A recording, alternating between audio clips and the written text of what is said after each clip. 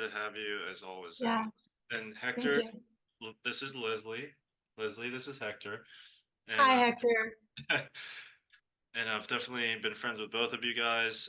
And of course, I just recently met Leslie, but we've been hitting it off with a lot of our conversations, and we're working on a social work community that's based on uh, building the community based on driving self-awareness of the worker and practicing healthy, ethical social work advocacy and helping clients and workers navigate through the broken system of government. So, and we're, using, uh, we also root for the underdog as most social workers do. And, you know, we're very passionate about helping people and inviting others that are passionate about helping people with certain guidelines, and it's definitely based on non-coercion and non-deception, natural law. And we also plan to offer courses that will teach things like natural law and other things like that. We've went over some topics like micromanaging in the system, boundaries, check your values, identity, system of government, individual treatment, status quo, honor system, the underdog, rescuers, burnout, and who suffers the most. These are all like topics in our last video that I was just spouting off. But yeah, and then yeah, go ahead, Hector, if you guys. Yeah, thanks for bringing that up. I really am glad that you brought in Leslie Powers to discuss these issues because ultimately, sometimes we think about institutionalization as just in itself a bulwark against individuals being able to retake the reins of government and its coercive power. So, one thing I actually do want to create this connection with Leslie is ask her, Leslie, while you're here, I might as well just ask you directly, how does a person like yourself deal with the emotional, intellectual fatigue that it comes from working within institutions? Good question. So I think what I take very specifically is the fatigue that comes from working in institutions, because there's two challenges, two emotionally demanding aspects of most social workers. One is the work itself, because we're working with many of our clients are dysregulated themselves, they're suffering, they're in pain. And so there's a emotional capacity that's required to just do the work itself. And most of us go into the field because that's what we want to do, and that's where we have a gift or a strength and the capacity. And there's just doing the work with our clients and helping people with mental health and helping people with social emotional challenges requires a certain self-care and self-management just in itself. And then if you add on the extra layer of the institutional stress, that's a whole nother level of challenge. And I would say it's usually the hardest one and the one that's most frustrating for people who work in the field because the um, the institutions themselves often are directly intertwined with government policies and procedures, which often are very disconnected from the needs of the people themselves and create handcuffs and different difficulties to even complete the work that we want to do sometimes. So it's very frustrating. I would say my biggest frustration in like the 30 plus years I've been in the field has been working with the institutions and specifically government related agencies. Because, Liz Jungle and I talked about in our talk, like especially physicians that are funded by the county or the feds, there's like ridiculous amounts of paperwork and Yeah. threats through, subtle threats through the documents that we have to sign and the trainings we have to have and all these things. And there's also usually a very big disconnect from having any power or influence over how things are done. It's a very compartmentalized system for the most part. And most agencies, most institutions, even if they aren't government, there's a tendency to have this very hierarchical structure, and people are sort of on the front lines, just worker bees, but not really having a sense of um, say so, or influence and on the process itself. So you can imagine that's frustrating. Now, what most people do, and what I did for a long time, is I kind of went with the compartmentalization, and I just kind of put my blinders on and sat and, did my job that was right in front of me. And I think that's how most people are operating, is they're just like, okay, I'm not going to take on all that. I don't want to take on all that. It's not working anyway. They're not listening to me. So I'm just going to do the best I can in my direct service and just kind of get by on the ridiculous paperwork and the hoops I have to jump over and jump through. So for a long time, that was probably how I did it. I've made different efforts at various times to speak up in staff meetings or in different ways, only to find that I was put in my place pretty quickly. So what I've chosen to do is leave agency work. I during the 2020 events, and I saw very clearly that I was not in alignment with the direction of the agency I worked, and then in 2021 I left. I wrote a letter to the CEO and my direct supervisor explaining, my philosophical and moral objections to the way they were doing business, and that I couldn't comply with that. And I've made steps. I've made steps incrementally, let's say. So I got out of the agency as an employee with a salary, and I started to do sort of some free agent piecemeal work. For a while, I was still working in a community mental health agency where I was receiving, government insurances. It was kind of a way for me to survive, basically, because I needed to pay my rent and keep my child, her needs met. But then since then, I've since stepped away from that. And I'm no longer, going to be in that kind of relationship with the government, with their insurances and all that they then require of me. So bit by bit, I'm making decisions to become more of a free spirit and separated, so that my life is not dependent on these fickle systems. And so emotionally, I feel much better. Let me ask you a question, very pertinent to what you're saying. To what effect does that influence the lifespan of institutions, and how do you think in the modern state that institutions deal with that? Well, I'll tell you, I mean, two of the agencies I've worked with that had very good intentions and true, because I knew personally the founders and the story of the founding of these agencies. One of them went completely bankrupt, and it was because of some issue with the government around taxation that they ultimately had to go underground or go under. They collapsed. And the most recent, because of I believe that they've had severe financial problems. They've laid off tons of people. They have now really deviated from their original mission of care. Because of all the mandates through the pandemic, they basically, the programs they had in place all collapsed, and so it's taking a huge toll on agencies and institutions that are really trying to do good services for the people in the community.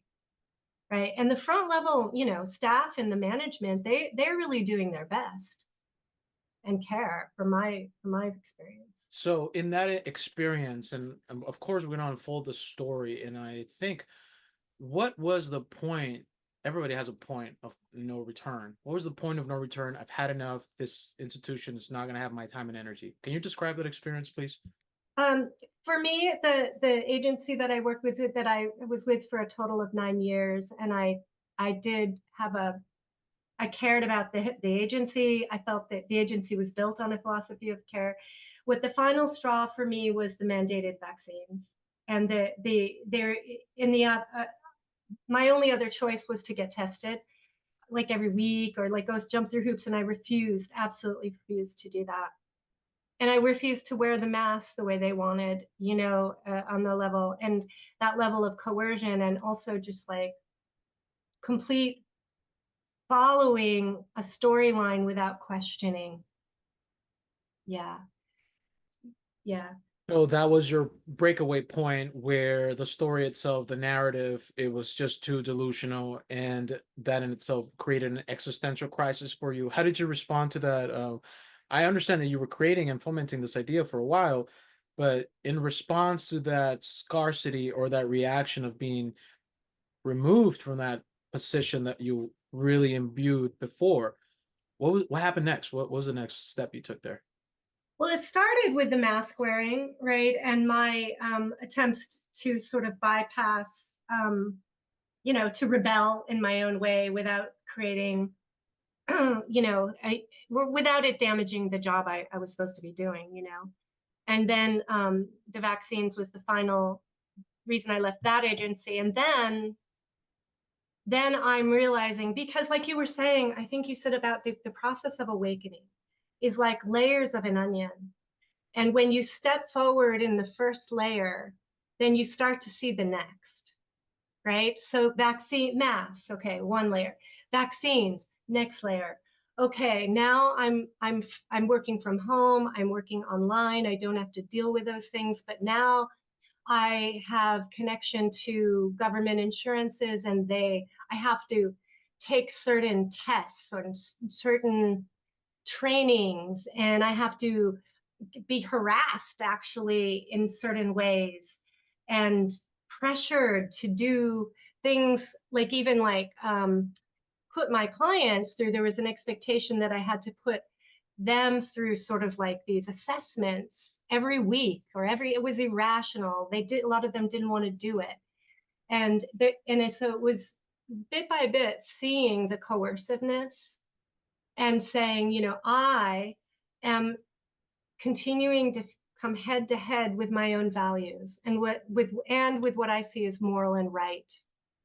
And every time that I come to this like crossroads where I'm hitting my head against it and I'm having angst, and then I'm stressing over it or preoccupied and feeling a little adversarial, I realize this is not because there's something wrong with me, but because there's actual a there's a dissonance here that's based on something that's immoral, right? Right. And as you were confronting the immorality and coercive influence of the state that is fed through the institutions, through every other alleyway of soft power, I want to ask you a little bit about soft power. So just hold on to that question.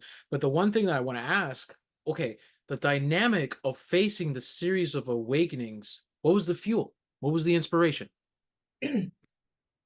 Well, that's an interesting question. So in my character, I mean, it starts in my character. And as a person who throughout my whole life, I've cared about the truth and I've cared about people and what's right. I've had my own experiences of injustice or false judgment. I've witnessed a lot of it. And so there's something in me that is a bit of a champion for justice. Okay. I'm a justice warrior.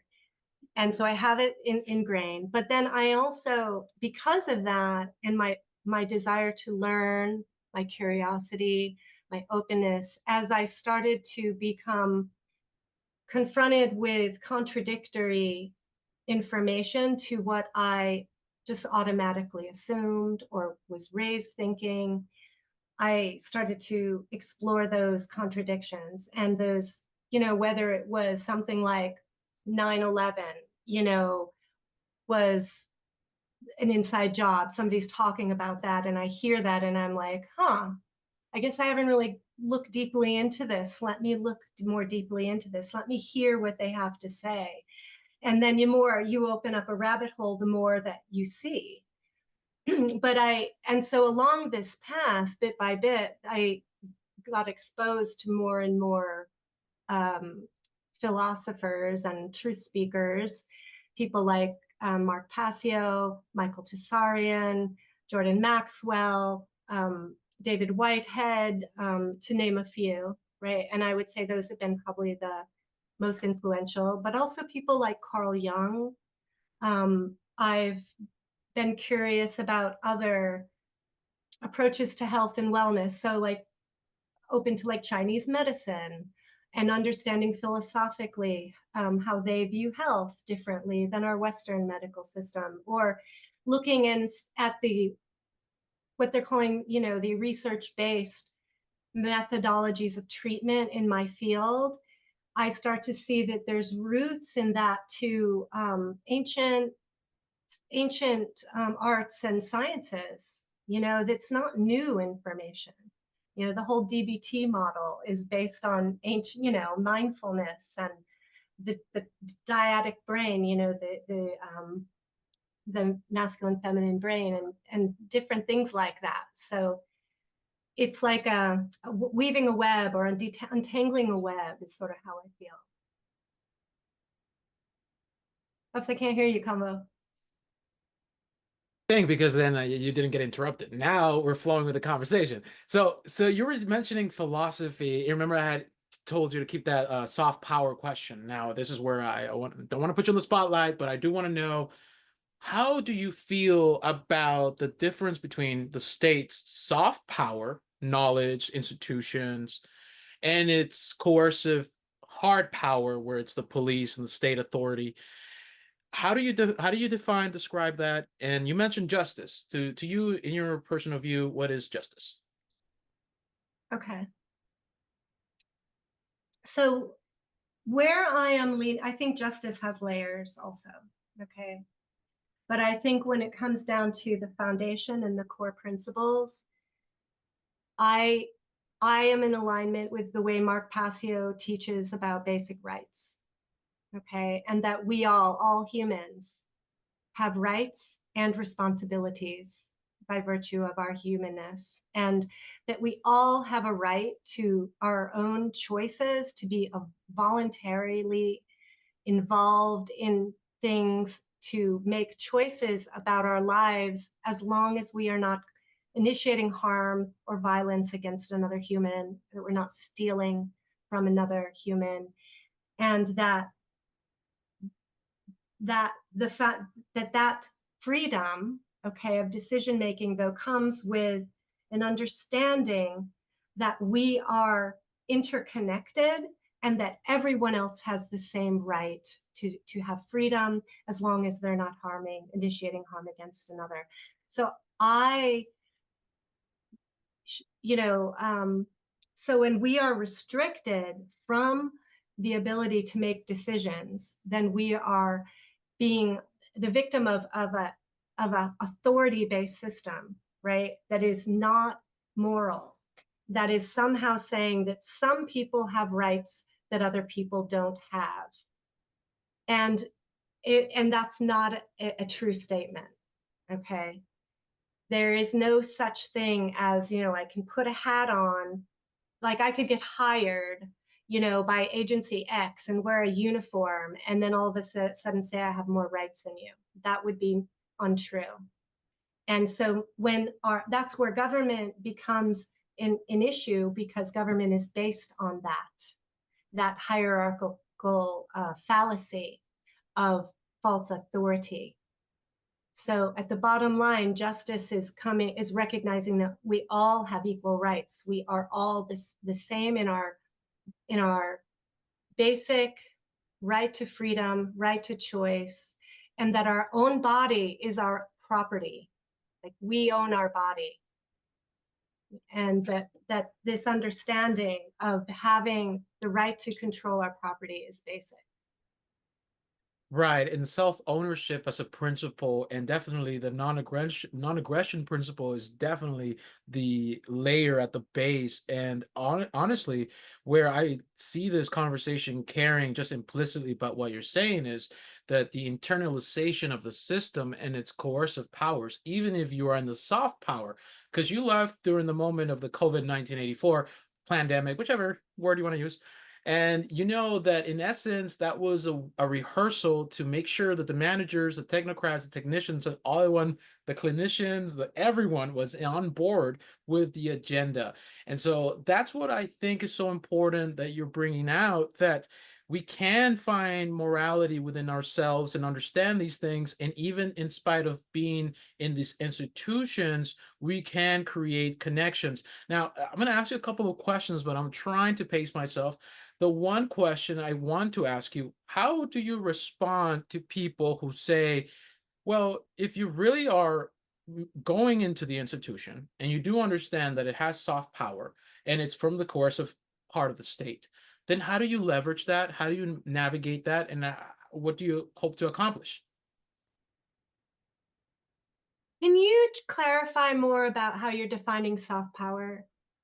Soft power is the idea that, for example, there's knowledge and there's violence. When a coercive state implements its own status quo and a monopoly on violence, it also institutes a soft power in academia of lapdog philosophers.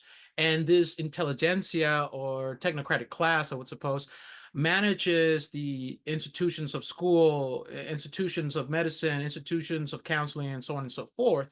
So I would imagine that because you understand the coercive power of the state, sometimes it's easy to become, well, beguiled by the idea that the soft power, its scientific applications, its medical knowledge, and all that in itself justifies and rationalizes the implicit monopoly on violence. What do you think about that?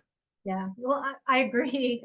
Um, I think it all starts in the mind. The first hermetic principle is mentalism, which I think incorporates more than our intellect, but our mind, which is this complex um, system inside of us, and that echoes, out into the world, into creation.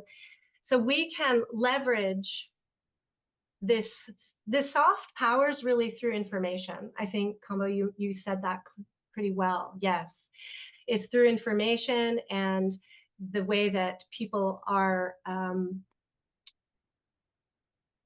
taught in school. Like, I mean, it's going to start in the very basic ways of children in the school system and the agenda of the school system, and the people who are controlling curriculums of the social work schools, or the mental health,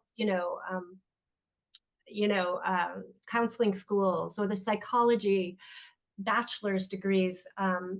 Any level here of information control, what you're taught is part of that soft power. And every time you're taught, you're at a school or a curriculum, you're taught something, but then there's something you're not taught. There's a lot of things you're not told about, a lot of things you're not taught.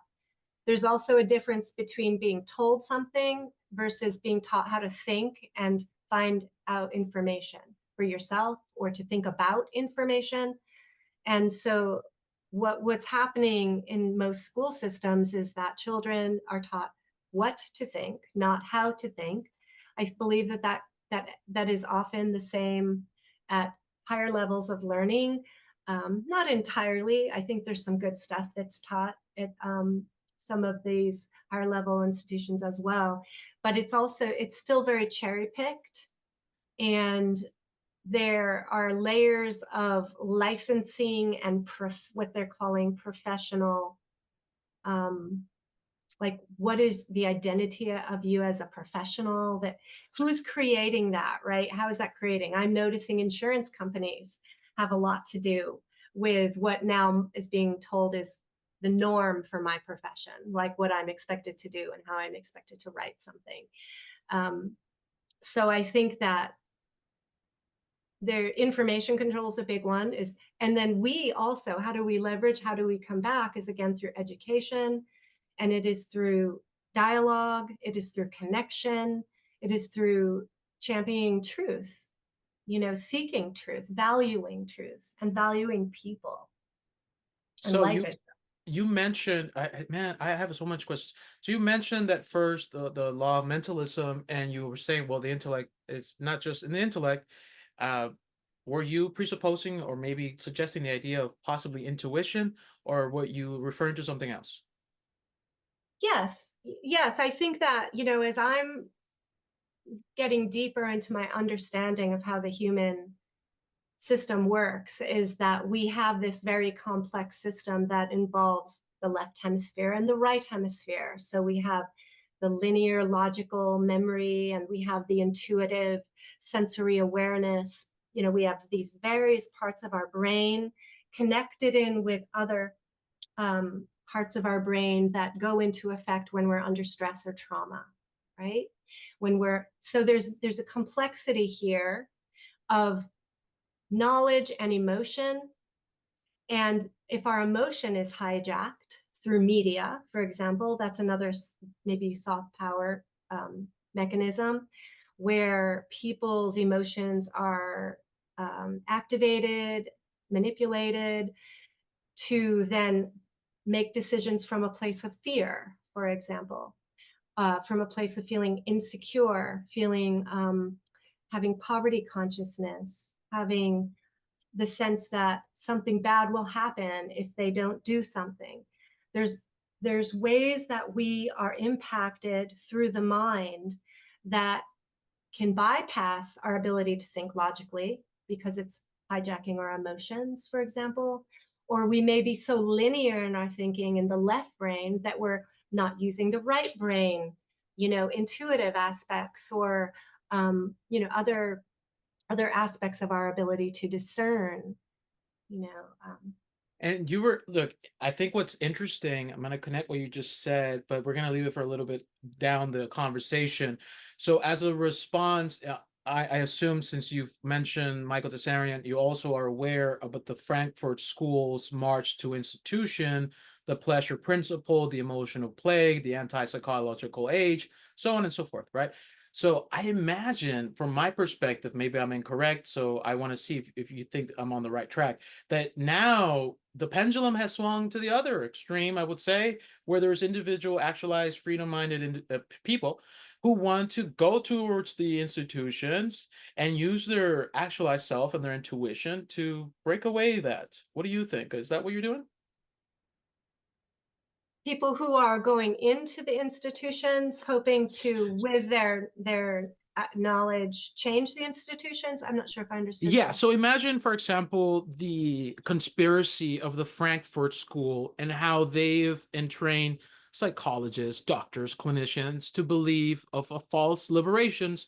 And that's a coordinated factor that happened in several decades ago. And now that we're in that age where the self is under siege, I imagine that your intuition is leading you to present the response to the Frankfurt's march to the institution. Is that something to the effect of what you're doing? So the way that I personally work is I really shy away from being anti or pro any big institution. What I want to look at is principle and morality in the situation, right? You It's saw like through my trick. You saw through my trick. You immediately, oh, look at her. She's using intuition, everybody. Look at her. So I'm not a person that likes to deceive people, but I want like when I think of an open dynamic conversation, you really don't know who you're dealing with or what. Even you present yourself or whatever, but the conversation unfolds so nicely that that's exactly what I wanted to exemplify and showcase. Because once you're reacting, remember we began talking about revolutions and all of that. And as a reaction, you're just circling. That's a revolution. You're just circling around and that goes down the drain. So yeah. I really want you to take this next segment with Jungle, if you need to express exactly the idea you guys are building, where you're coming from.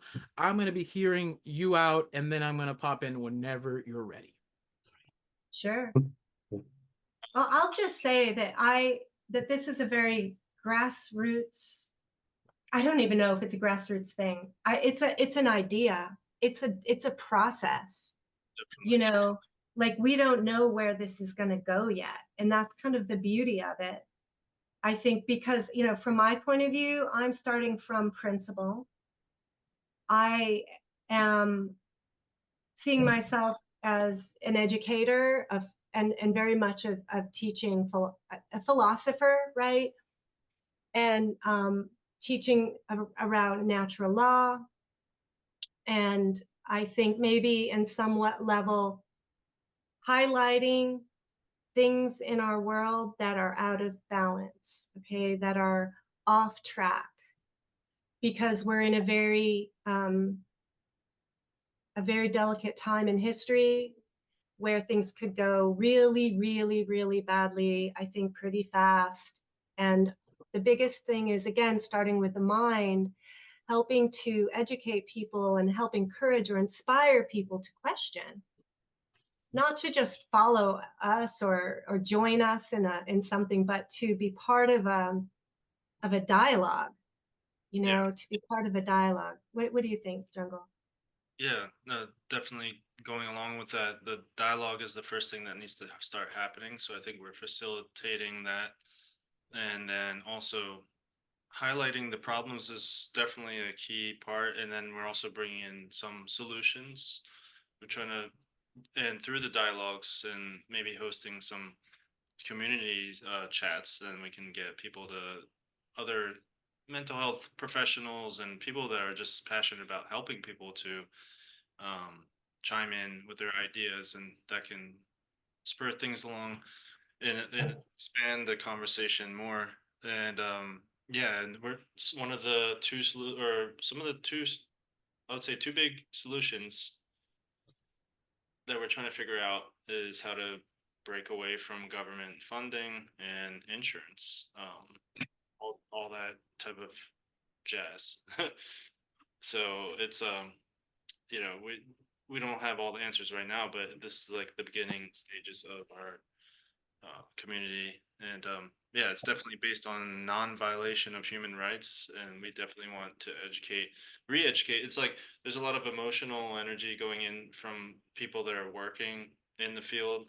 They're investing their emotional energy to actually genuinely help people, and a lot of that energy gets wasted because they don't realize what they're up against, you know, with government and all the policies, regulations. So we're definitely trying to educate people on that front too.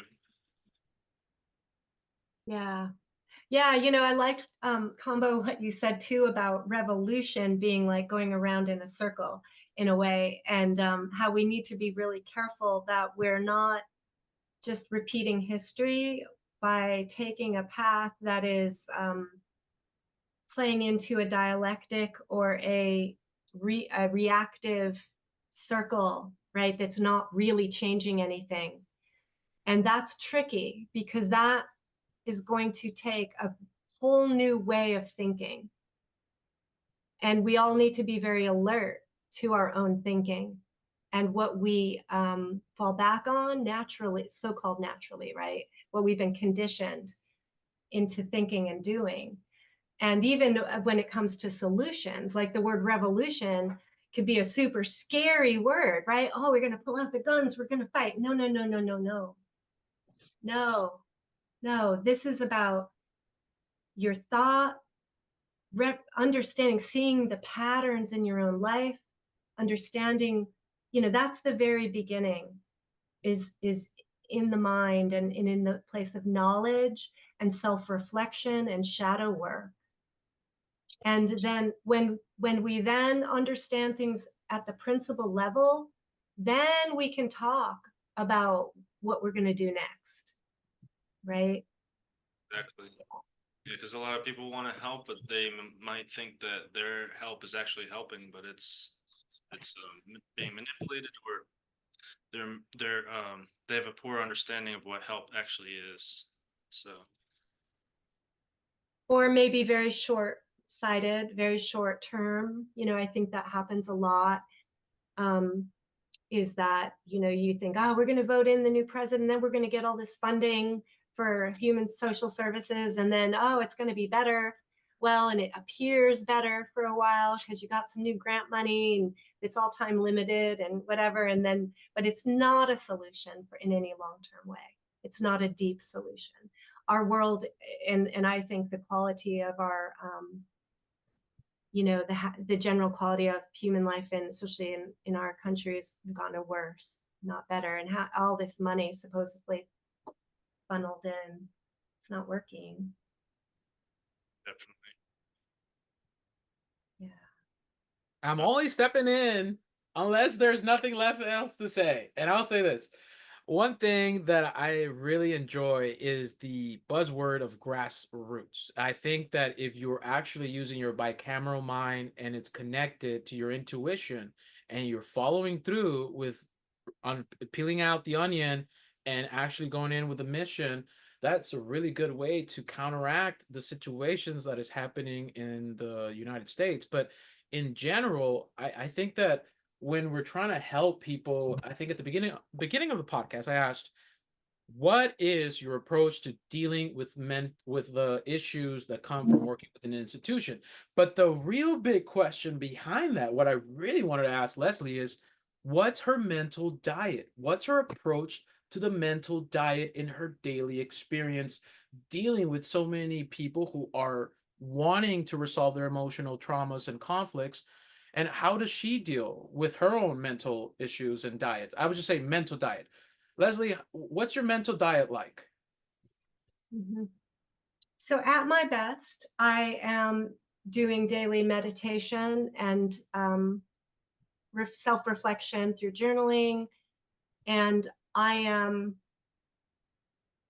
kind of finding my center connected to source, you know, how I envision that in recognizing sort of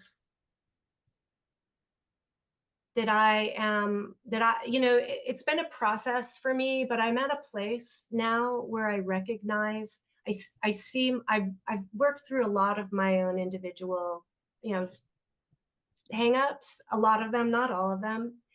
No, I think that's a lifelong work, but I am always working on myself, and I think it's an absolute necessity, especially doing work with other people, because I have to be a pretty clear machine here so that I am not taking on other people's emotional stuff, that I'm able to see what's mine and what's theirs. I need to be able to see patterns. I need to have an idea of what direction I'm going to take, and maintain a very safe and, you know, container of rapport. So in order to hold that steady, you know, I'm going to have to be working on my own personal psychological stuff separately, right? And everyone has baggage. Social workers and mental health people probably have more in some ways, you know, sometimes. I don't know if that's true, but we have baggage. Sometimes it's our baggage that leads us into the work, you know?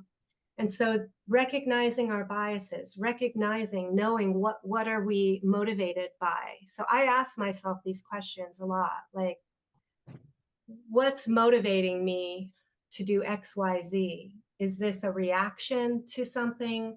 Is this heading me in the direction of my true vision and purpose? And so checking that regularly. Am I drifting? Am I drifting off somewhere? And is this a temporary drift because I need a break, you know, or is this a drift that's really kind of going to pull me off my center? So I monitor that on a daily basis. I look for the patterns in my life. I stay committed to communicating and problem solving the areas of my life that are troublesome. I'm really trying to work on being in alignment with my thoughts, my feelings, and my actions. And when I'm not in alignment, then there's a feeling that I'm going to be tuning into in myself that says something's not right, something's not right. What do I need to do to solve this? So those are some of the ways, but also just simple things like getting out in nature, really spending time in silence, you know, preferably in nature, observing nature, keeping a healthy body, you know, exercising. You know, it's hard for me to sit all day. I sit way too much, so then I have to compensate, trying to work out ways that I'm not sitting as much. You know, it's like a constantly sort of working on stuff. I guess that's some of it. Okay, good answers. There was no trick behind that question. It wasn't loaded. But I was thinking about how the latest development in clinical psychology, I read Psychology Today, and I'm fascinated by the popularization of the hero's journey and Carl Jung's work in being accepted in more of a traditional academia. How do you respond to that, and how do you feel about it? So I am not myself deeply studied in Carl Jung's work, but his work has become more present among some of my colleagues or peers or friends, however you want to call them. And so I've been exposed to it a lot more. And I'm seeing that Carl Jung had some very deep understandings of society and principles and, and very deep levels of psychology that aren't really popularized, that aren't really understood. And I think there's a lot to be gained from his work. I don't think it's the end all be all, and I don't recommend anyone just diving into one great teacher or researcher and just staying there. I recommend, you know, exploring variety of teachers. I also just wanted to interject. I don't know if this is relevant, but some of the podcasts that we were working on doing, if you don't mind, Leslie, if I mentioned, and Hector. Go ahead, please, if you don't mind. Yeah, yeah. So like we were gonna dive into the, of course, the race, the gender, all the stuff, privilege, white privilege, victimhood mentality, license, sport, hypocrisy of inclusivity, revenge versus self-defense, and seeking justice and color blindness. These are some of the topics that we're going to be discussing. Very important because the last thing you said about revenge, and as you know, we did the interview conversation with Tony, one of our members, and we had discussed how traumatic his life history is and how he broke out of the vengeance cycle of suffering and revenge and so on and so forth. And so that's really interesting. And I'm glad that Leslie brought out the idea that we shouldn't just center our focus on one particular researcher or philosopher, that we need to continue investigating and just it's relevant what you're saying the topics are, but I want to multidimensionally approach those topics. One thing that Leslie was also bringing about is the life's journey towards shadow work and self actualization, or creating your own personhood, right? Becoming your own person. What do you, Leslie, direct question, what do you say to people who bemoan the practice of a lifelong journey towards completion of themselves or creating of their soul? I understand it's hard work and it's painful, and it can be very painful. It can be scary. And yet, by avoiding it, you will suffer, and you will not see things coming at you because you'll have blind spots. We all have blind spots, and it's those blind spots where we get sideswiped. And if you don't do the work on an ongoing basis, likelihood that there will be parts of your life that are repeating a pattern of suffering. And until you do the work, it's just kind of what happens. Right. And I imagine when we're doing the work, there's illusions when we're cornered into the left brain or the right brain, and we want to use that as a crutch. And of course, we can see that in the psychological profile of some individuals who have, I don't want to say this on the air, but let's say that some individuals use therapy and counseling as a crutch. And how do you deal with that? Can you tell me more about it? Open that, because I really want to know how you deal with that. Yeah.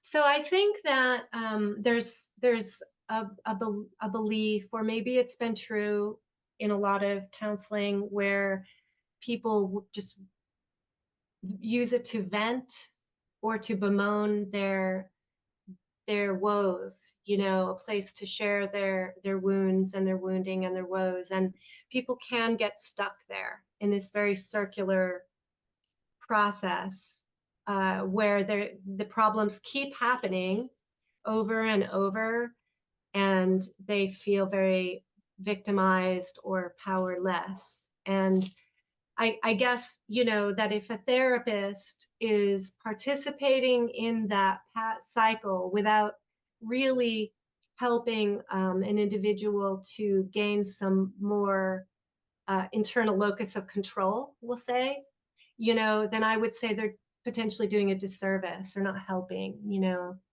I think the role of therapy is really to really create some transformation in how a person perceives themselves and their life, and that it's therapy is a lot more than just going in and talking and venting about your problem. I have like 3 questions for that. Okay, Yeah. so I if you can mention the follow-up is what are the limits of vocalization of the inner state, of the inner turmoil? What is the limits of vocalization? Now, let's flip the previous question. Remember we said, what if individuals seek therapy as a crutch? How, if some members in this group are seeking out therapy, how do they know they got the right therapist? How do they know they're with the right person? I think those are 2 questions right now, and then we'll follow up with the third one. So in terms of the limits of vocalization of inner turmoil, so just talking, what most of us in the therapy world, I hope, realize now is that that our trauma is stored in the body. Okay, that it is not enough just to be cognitive in solving a problem, but to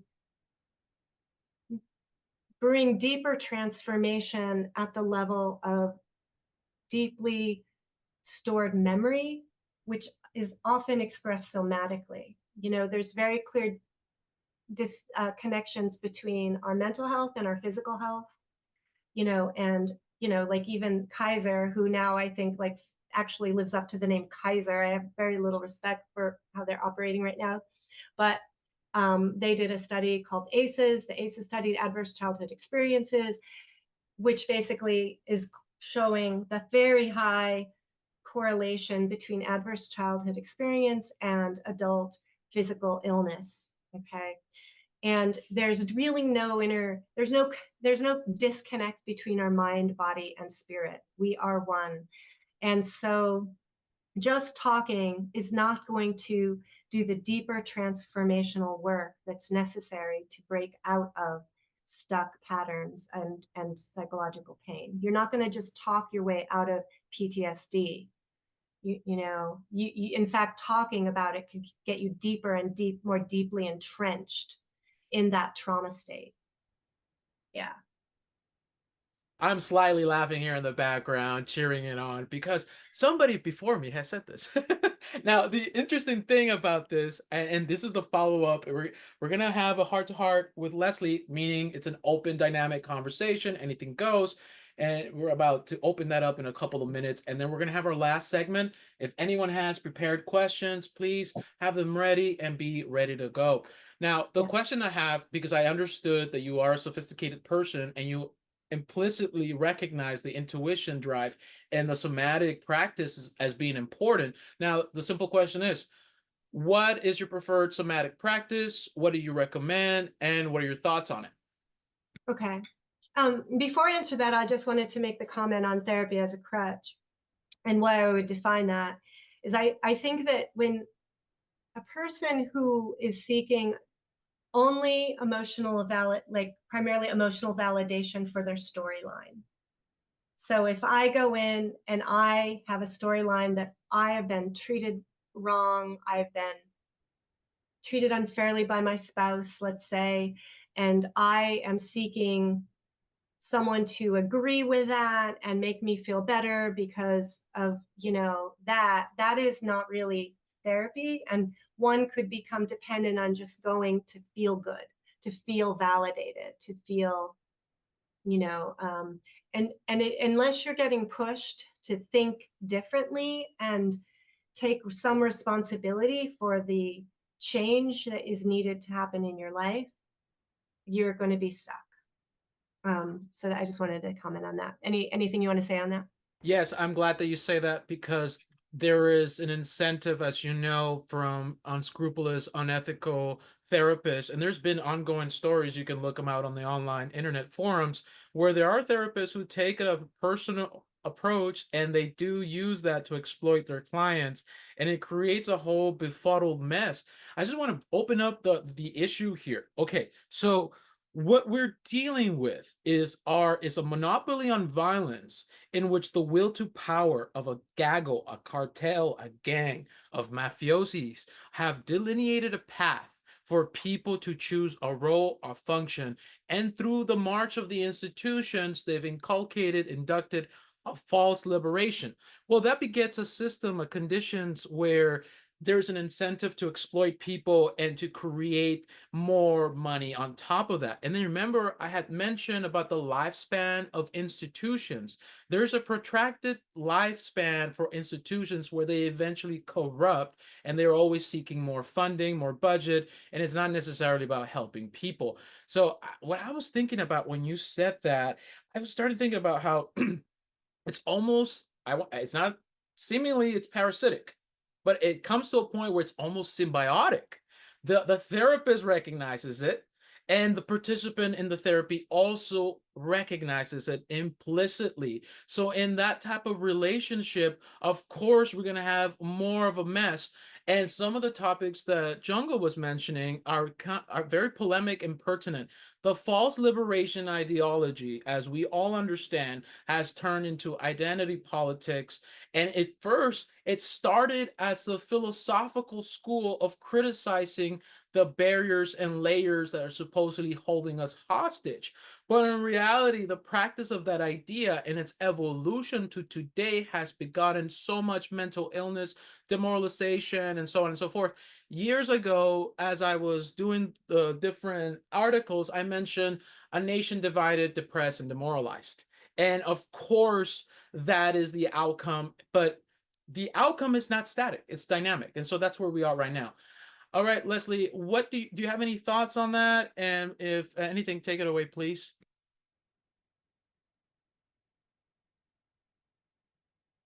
Leslie, you are muted, so go ahead. Oh, sorry about that. Yeah, no, I wanted to say, your comments are spot on, and that whole phrase of being in symbiosis, I think, is very true, where the patient becomes dependent on the provider and the provider is dependent on the patient.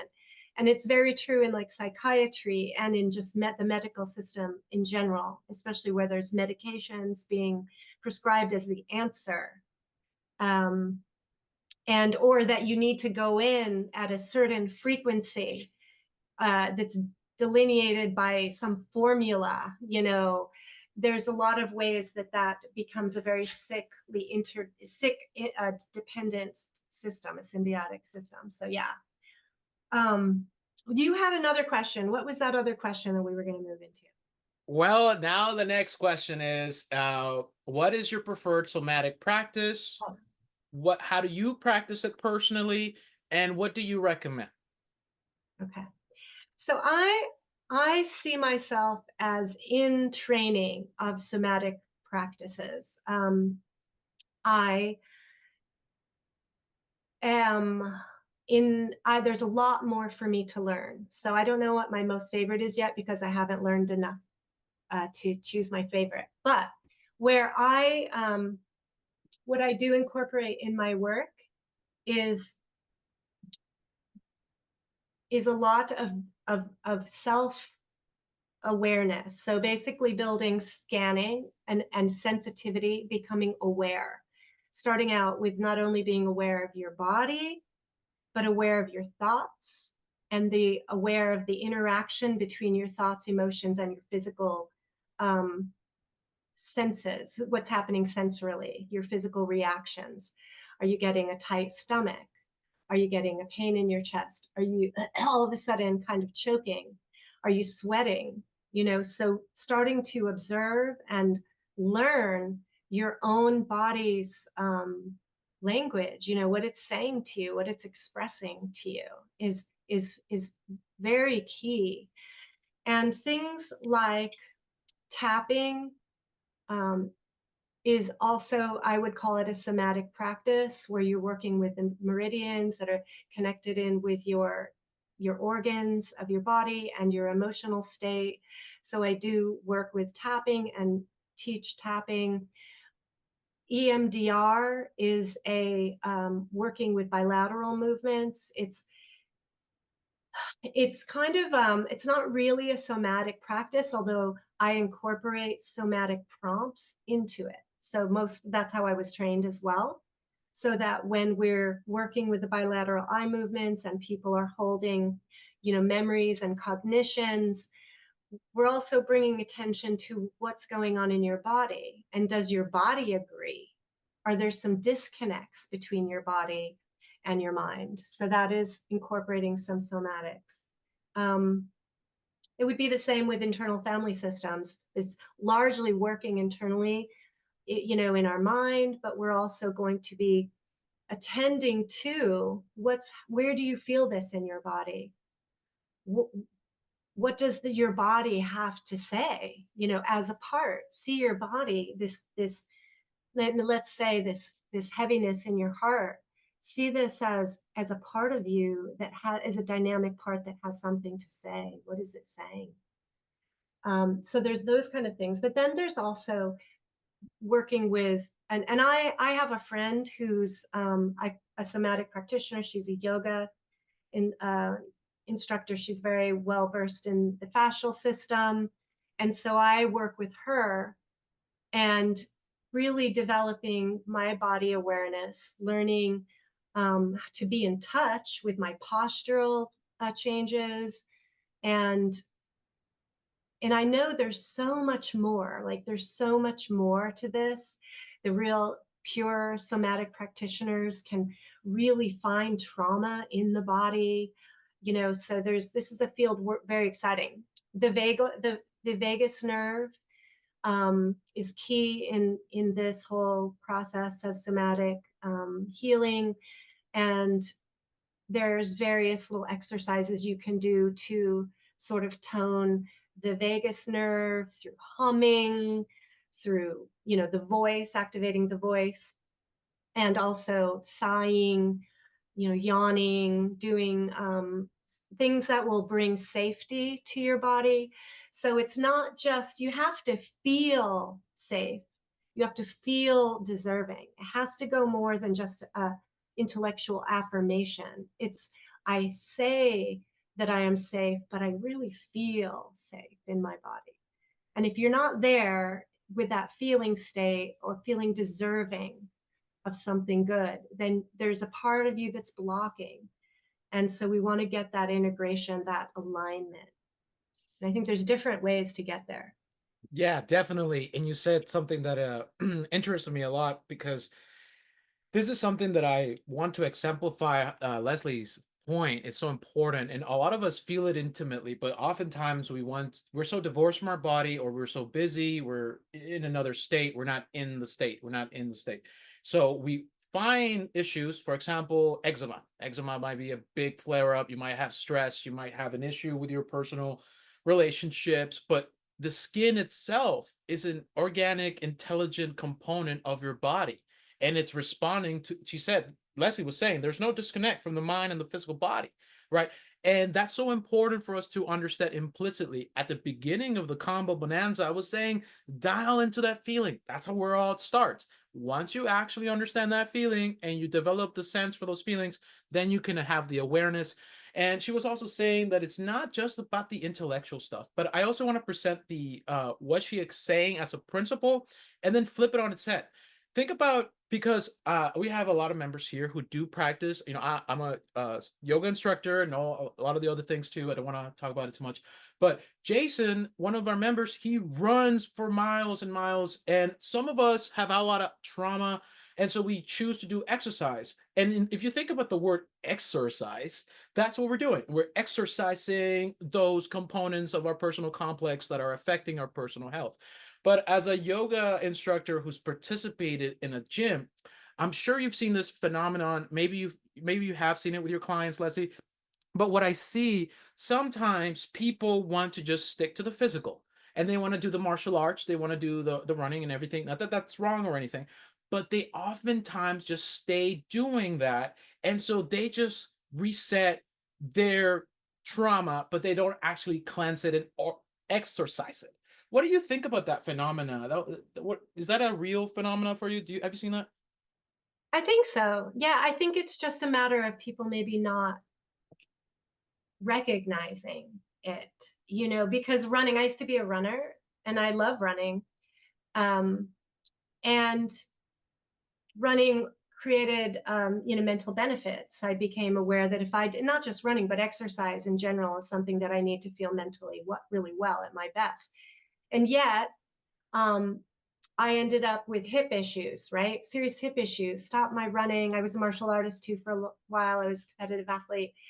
And I think that probably underlying, it wasn't necessarily the running that caused the problem or the kicking, but it was probably some aspect of my body's tensing, something the way my body was that I just ignored. I pushed through. I wasn't attuned to, right? And so if we are doing the same thing over and over and over and it becomes an automatic habit, especially in exercising, anything that you're just like repetitively doing, you're likely to have wear and tear, right? And we just think, I'm going to be disciplined, I'm going to get up and I'm going to go run my 4 miles. But then when you start to get problems, you just like mentally push through and you ignore it and you get an injury. Or, so again, I think it is about cultivating a kind of a more exquisite self-awareness and relationship with your body and respecting what your body is telling you.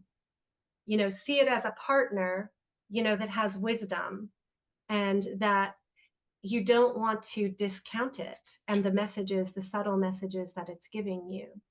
And the other thing, exercise alone is very helpful to the mental health, but it may not actually do the work that's necessary to desensitize you from your trauma.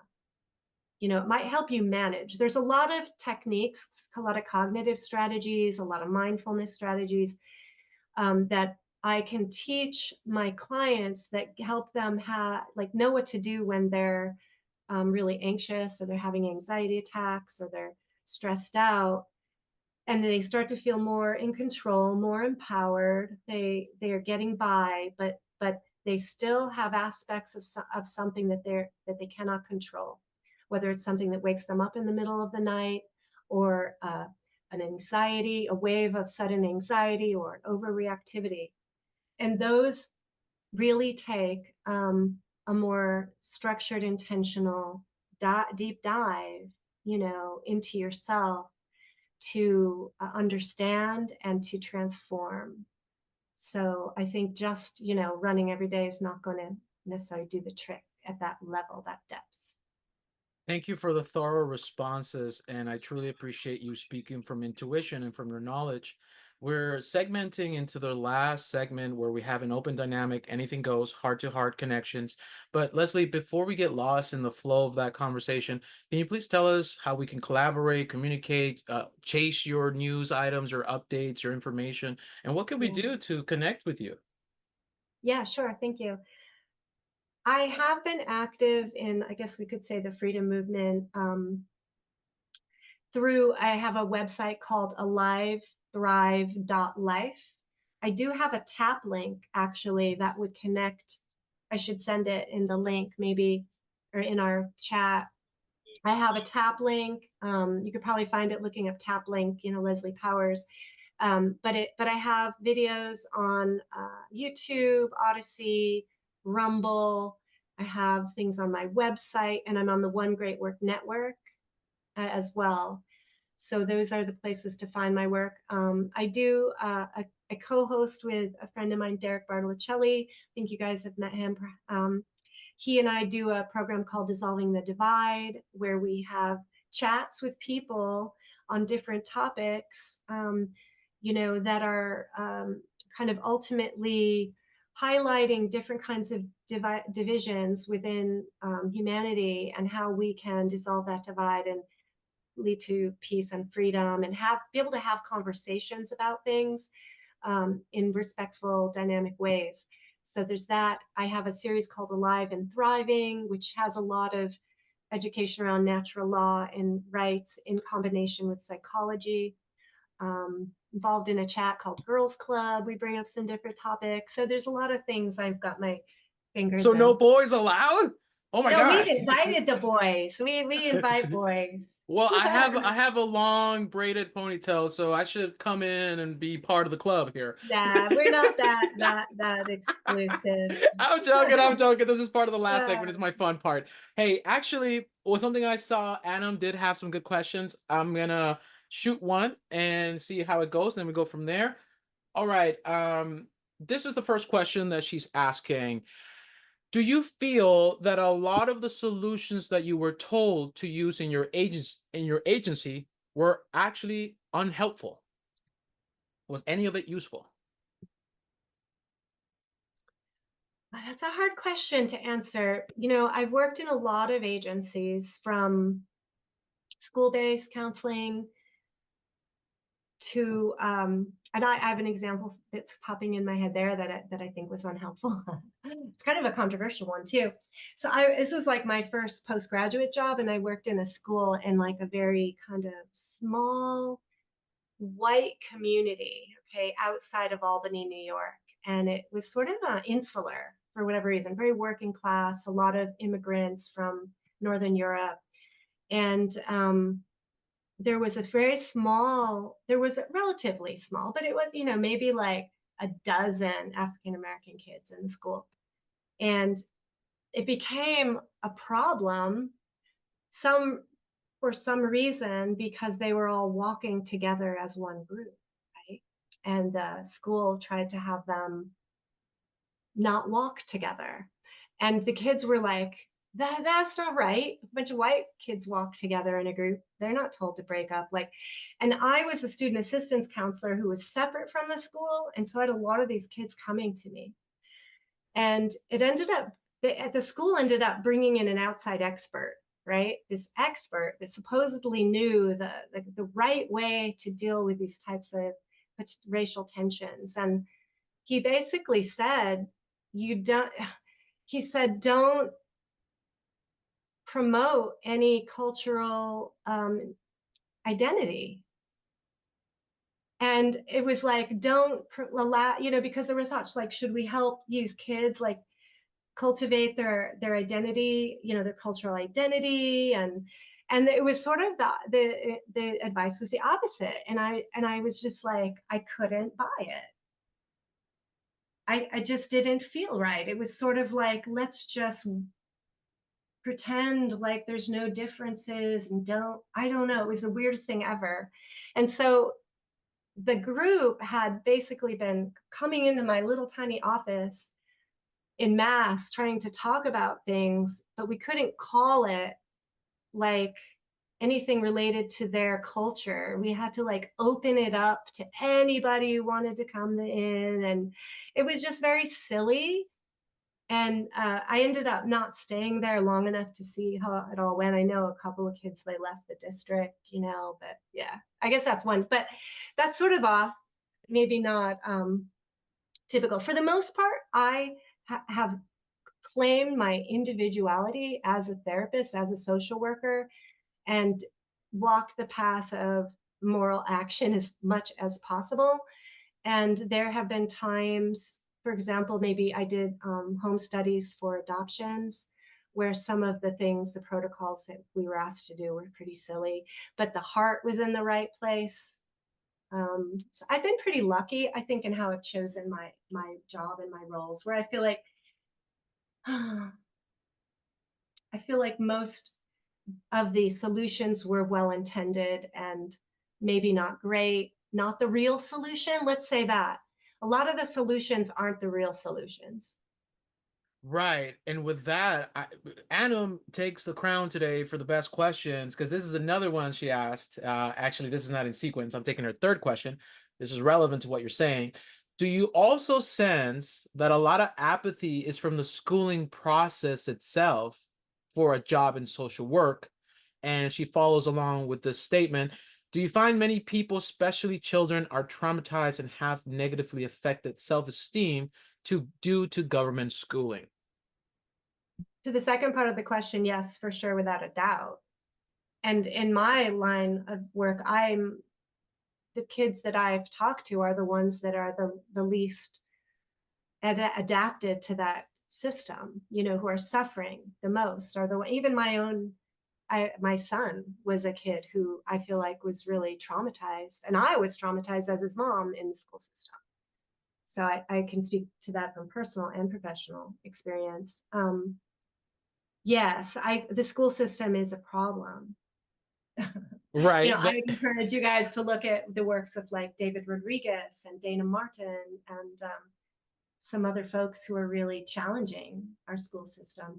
Will Keller, conscious Definitely parent. good sources for us to Yeah. investigate. Of course, John Taylor Gatto, so on and so forth, Yes. the Prussian conspiracy.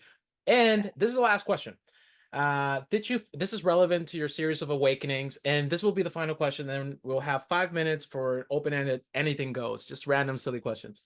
So did you find that others truly felt along the same lines, the mandated forced vaccines, the masking while you were in your institution? And did you find others leaving because of the same reasons? Unfortunately, I was the minority. Um, in our let's say group of therapists, I was maybe one of 2 out of 12 that had similar reaction or thoughts about it. Most people went along with it and were very complicit with the agenda, and it was just hard to bear. And you know, I was in a larger agency and with a lot of medical providers, but it was the minority, the small minority who, And and that's even the those. one you actually need. The minority. That's the important part. Yeah, The yeah, individual. Who cares about the numbers? She's here to yeah, party and she's here to philosophize and change people's minds and hearts. yeah. Now, Adam is actually sending you commendations and wants to follow up with you and wants to commend you. Very admirable to stand on your principles. So she's sending you good vibes. I hope they get there because they're going through the mail. And so they'll take a couple of days to get there. That's the government joke there. Lysander Right. Spooner, babies. All right. So, and she thanks you for answering her questions. There's one here. I want to add this from Jason, directly from Mexico. He's feasting on tacos and love over there. How much danger is there inside identifying ourselves by the things we do? I think I need more clarification on that question. How much danger is there inside identifying ourselves by the things we do? So how much danger is there to stand against, like to say no to things that are unjust? I thought, and this is just me thinking, because we talked about runners and we talk about dealing with trauma and how sometimes we might identify ourselves to be runners, martial artists. And I suppose he was going into that. What is the danger in identifying with what we do? Oh, identifying with what we do. Oh, well, you know, let's say there doesn't always have to be danger in identifying yourself at, you know, with what you do. Like if you identify yourself as a runner or a social worker or, you know, a barber, whatever it is, like that's beautiful to have an identity, you know, around your skills, your talents, your interests, your capacities, your, you know, I mean, that I think we're all here to kind of find who we are. And I think the danger is that if you are doing something just habitually, or because someone else says, you know, you're supposed to be doing this, or this is what we do, it becomes almost some a jacket or something we wear, but not necessarily truly who we are. So I would encourage people just to go beyond your habits and what you found that seems to work okay, but like just keep growing, keep expanding to discover who you are and what is the right path for you. And it may change. It's likely to change because we change. If we grow, we change. So I think that's a thorough response there because I suppose we could say the word danger or we can say the word limitation when we have self-imposed yeah. limitation based on habituation. And I'm just not trying to rhyme here, trying to get to the conclusion here. And when we actually get to that point, I think that's where we start limiting our identity into these boxes and categories. For example, at the beginning of my show, I had mentioned my journey into podcasting and why I expanded beyond my point of origin. Very interesting. Now we're Can I add finally one thing? go ahead. Go Can ahead. I add one thing Yeah, on yeah, that go is ahead. I think that part of the danger is going to be specific to the situation and what you're doing.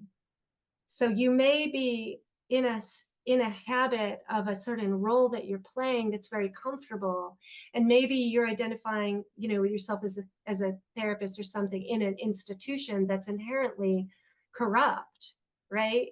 So it's the danger is relative to the situation. That's where relativity is. Right. And then here we go. Okay, okay. Then comes in the situational ethics. As you understand, it's the foundational principle of the humanist bulwark that is supplanting our mind away from freedom and making it seem like, hey, why not just make that decision right now? Well, you are gonna die tomorrow anyways. So not to be so morbid. But finally, after 4 hours of live streaming, I get to my favorite final segment. Anything goes. And this is just a Ah, series of questions. All right. This is like Jeopardy. You just answer. Yeah, Jungle, unmute your mic. Be ready to interrupt me. All right. What's your favorite yoga pose? oh my God. Don't The think one about that's it. coming into my head is the plow. I don't know why, but it is. My Ayurvedic doctor once said I should do it. Okay. All right. Okay. Do you eat a banana before you exercise? Not consistently. Okay. All right. Some of them are serious, some are silly. Which is your favorite adaptogenic supplement? Do you supplement with any herbs, plants, adaptogenics? Yeah, I do. I would say that medicinal mushrooms are probably my most consistent, and I would consider that an adaptogenic substance, like But do lion's mane you or tea tree take the mushroom. hero dose? I put some in my beverage every morning, and probably not. Well, you know what Terrence McKenna would say that. You need to go back. Oh, well, yeah, that's a different type of mushroom. But Yeah, yes, no. those are that time and place for that as well. Maybe Right, not at right. the hero dose that he recommends quite yet, but I'm game. Right. And you know what? The cool part about the popularization of these new medicinal mushrooms like reishi, shiitake, and lion's mane, I was mentioning to Jungle, you really got to get on those supplements. And he bought some from the farmer's market. And I actually think of those as a soft psychedelic. So really, it's a good way to gradually unfold and really get your psyche. Okay. I don't want to take over your time. Okay. Jungle, if you have any questions for Leslie while I cook up something else, please step in here. This is a good time to do it. You guys covered a lot, and I definitely don't want to wear her out with all the questions, but I appreciate her thorough responses. I wanted to interject the schedule just because we passed the 15-minute before the hour. It's all over, man. Don't worry about it. The rules are gone. Open segment. It's gone. Forget about it. We're here. I'm She's going. We're she's still here, here. Jungle. Shoot Yeah, away. she is here. 8 minutes after the bottom of the hour of the last segment. It's fine. It's okay. We're about to conclude the show. And I want it to be known that some of the updates and information we put together. See, this is what I do. I like to create a structure and then break that structure when the time hits right. And so this is the time that hits right. And there's some really good stuff here. Leslie, this is not an ego-based question, but what do you enjoy about this conversation? And what do you think you didn't say? And if you didn't say it, please say it now so we can all Wow. listen. Well, I enjoy your stimulating way of engaging me and asking questions and your deep knowledge and intellect. I appreciate the challenge actually of having to be sharp and listen and not be too nervous and get in my own way. So I do enjoy. I enjoy the dialogue. I enjoy the synergy that comes from interaction with people, and so that's fun to me. So, and what did I didn't say? I actually can't think. That's where I've gone a little blank. I didn't know what I was Good. going to say. Yes. the segment has been a success, guys. When you Yay! actually get when you actually clear your mind and you're intuitively presented in a conversation, that's when the implicit reality of the dynamic self connection continues. This is why I said the heart to heart connection with Leslie. And so, guys, really, I could be doing this for 5, 6 hours, but we really have to digest and process what we've been listening, and we need to apply it. So I really implore everyone who's participated in the Combo Bonanza 10-year anniversary, we want to follow up, not with Combo, forget about them. Follow up with Leslie, follow up with Jungle, connect with them. If you have, for some reason, some questions, we do have her on the Signal group. So reach out to her, say hello, make a connection. I really implore you to do that. Okay, guys, I I'm also- gonna sign off in a Just like, minute, but I'm gonna let Jungle talk for 30 seconds, you hear and me? then I'm gonna interrupt him Coming. after 25 seconds. Uh, All right, Sujay. All right, Jungle, make it happen. Thank you. I did just to let you guys know, I added the tap link, Leslie's tap link into the Signal chat, so it is there if anyone wants to access. Thank you. And yeah, I'm just excited, Leslie, to go through those discussions with you. We'll definitely follow back up with our discussions and the topics that we were discussing. to say, Yeah, I love that. Look forward to it. And, I think if you know anyone who is motivated to do their personal work, wants to get some mentorship or coaching through me, reach out to me, have them reach out to me. I love teaching and consulting and helping people who are motivated. So, yeah. definitely will look out for that. And So let's empower that motivation and follow through and synergize it. Honestly, my antics to the side, guys, really the important side guys, the real spirit that we are trying to imbue in this new age is not to only take things as face value or just stop at non-aggression principle and self-ownership. Those are foundational principles that we need to understand, as well with mentalism, the mental diet, and going beyond what we're presented in our limited reality tunnel. So this whole 4 hour live stream was an experience for us to share. I really would love to connect with everyone, but the reality is that sometimes in the dynamic opposition of being, we don't find the connection because we're limited by our limited beliefs. And to be reductive and to just make things flat out without any magic, any intuitive touch, you can be in an institution, you could be the leader of the whole academic world, and you could still be someone who doesn't feel at home or in state of who they are. So sometimes we're projecting this powerful authority onto these institutions or into just generally the government. And the unfortunate part is that the psyche is so easily manipulated because we know that the mystery Babylon procession of the whole conspiracy, it didn't happen yesterday. Yesterday, it was it's a perennial tradition. And because we only have one lifetime in this limited reason and experience, as far as we know, our physical body, our ego, our agency will dissolve and transition onto a next stage. Again, we're perpetually kept in an amnesic, schizophrenic state. And really, when we think of terms of power and self actualization, we don't ever think of the simple things like Leslie was mentioning, silence. But I also want to put the idea that the mentalist law of reality has also to do with imagination. And that's what I was talking about, creating structures and outgrowing them and shape shifting your energy and matching it to a higher ideal. That's what love is. And so that's what we need to pursue in our personal life.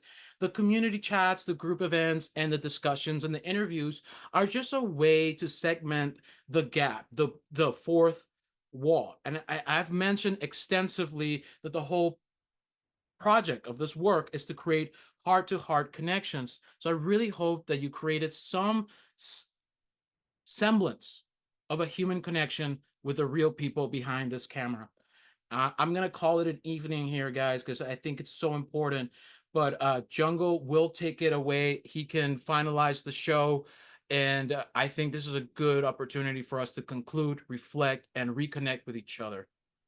definitely. Thanks, guys. And Leslie, I'll reach out soon. Thanks so much Yeah. for being on the show. And Yeah, thank you, Jungle, for this connection and inviting me here, and Combo, thank you so much. Really appreciate your show and the work you're doing. I love the way your style in the interview. So it's a lot of fun and really, really valuable. It's great to meet new people with this depth of understanding. So yeah, thank you.